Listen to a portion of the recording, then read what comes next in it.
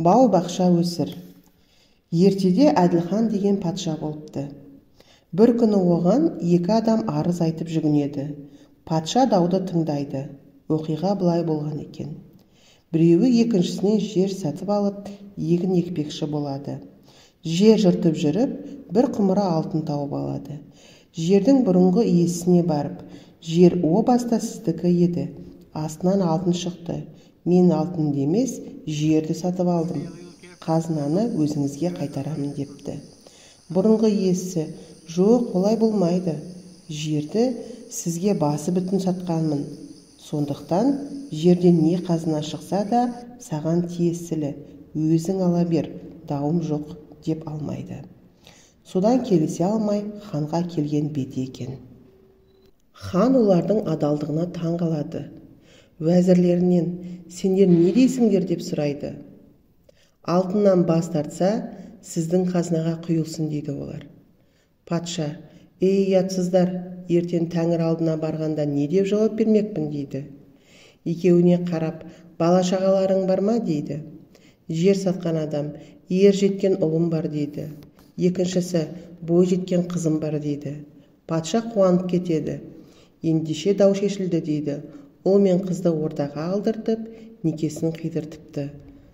Табылған алтынды екі жасқа сыйлайды.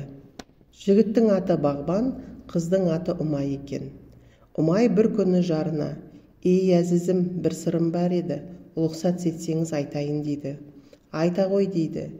Еңбексіз алтын бізге құт болмас, несібемізді адалдан тауып жесек деймін.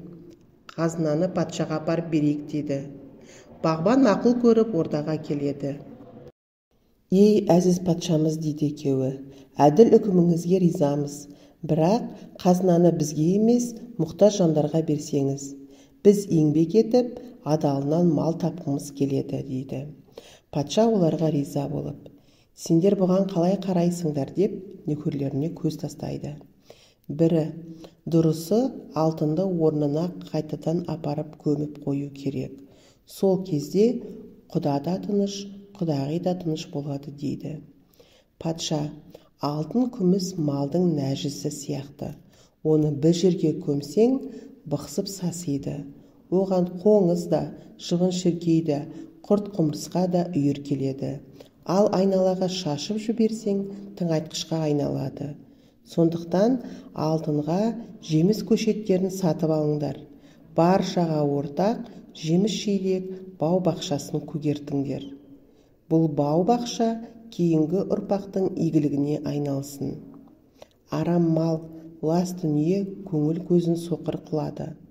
Құдайдың қазынасын елдің несібесі етіп шашайық депті. Бәрі бұл сөзді қош көріпті. Патша сөзін жалғап: Бағбан, Ұмай, адалының аз тапқыларың келсе, осы істі сендер атқарыңдар депті. Бағбан шар тарапқа керуен жөнелтіп, асыл тұқымды жеміс-жидектің тұқымын алдыртады. Ұшы-қиыры жоқ бау-бақша гүлдене бастайды. Табылған қазына осы іске түгел шығын болады. 90 түрлі жеміс-жидек көшеті жайқалып шыға келеді. Жан-жарымен күні-түні дамыл көрмей бақшаны баптайды. Арада 3 жыл өткенде жас шыбықтар бау-бақшаға айналады. Бағбан патшаны қонаққа шақырады. Патшаның жасы бұл кезде 90-ға келген екен. Ол бау-бақшаны көріп риза болады. Мен қаншама жыл билік етіп патша болдым. Дұшпанымды жер жастандырдым. Жауымды ықтырттым. Елдің аузын аққа жеткізем, тақымын атқа тигіземін деп тер төктім. Күндіз отырмадым, түн ұйықтамадым. Барынша әділ болдым. Бірақ бір өкінішім бар. Бір аяғым жерде, бір аяғым көрде.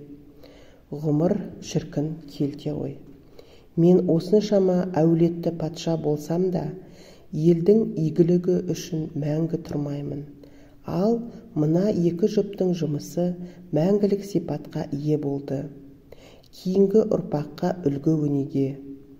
Әкеден балаға мал қалмасын, тал қалсын деген осы екен-ау.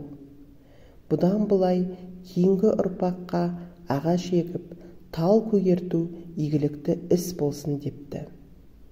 Содан бастап ел ішінде бағбандық қылатын адамдар ерекше құрметке бөленіпті. Бағбан бау-бақшаның піріне айналыпты.